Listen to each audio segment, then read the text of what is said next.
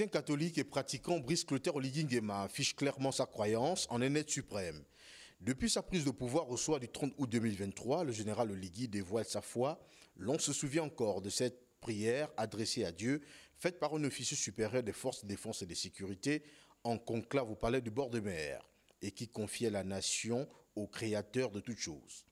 Perçue de façon naturelle par de nombreux observateurs, la première visite du président élu par les Gabonaises et Gabonais au Vatican s'inscrivait là dans la continuité des relations qui unissent le Gabon et le Saint-Siège.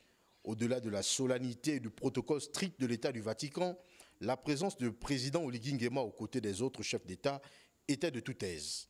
L'homme fort de Libreville rendait hommage au pape François qui, peu avant son décès, envisageait recevoir le général. De ce fait, le contexte a une connotation historique, dont l'interprétation du clergé en vaut la peine. Vous savez que lorsqu'un catholique gouverne et qu'il va au Vatican, il reçoit un accueil tout particulier par rapport à tout homme de bonne volonté qui gouverne un État. La tradition veut que pour les fils catholiques en charge d'un État, d'une responsabilité du peuple, un tapis rouge soit déroulé pour accueillir ce fils qui est en responsabilité dans la gestion d'un État. C'est une vieille tradition et donc et notre président a eu cette opportunité, ce privilège d'être accueilli ainsi.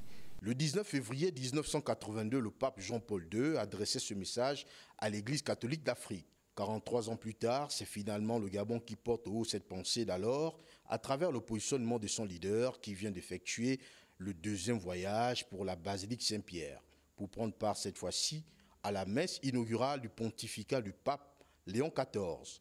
Brice Clotaire et Oligui Nguema étaient tous deux en face de l'autel, assis aux premières loges. La fin de la célébration du culte a donné lieu à une entrevue entre le souverain pontife et le couple présidentiel gabonais. Derrière cet entretien, d'aucuns voient le renforcement de la présence du Gabon dans les nations qui prônent les valeurs de foi et d'unité. L'église, c'est la première habitation au centre du village. Nous ne pouvons pas construire un pays. Nous ne pouvons pas construire le Gabon si on ne met pas l'église au centre du village. La reconstruction du Gabon passe par l'ancrage des fondamentaux. C'est l'église au centre du village, c'est l'homme au centre de l'intérêt et c'est l'épanouissement de l'homme avec son ensemble. L'homme, l'église et tout ce qui y converge. Donc le président Oligui, après les obsèques du pape François, avec la messe inaugurale de Léon XIV, nous envoie un message simple. Il a fallu un sursaut de foi, d'espérance et d'amour pour le pays pour faire le coup de libération.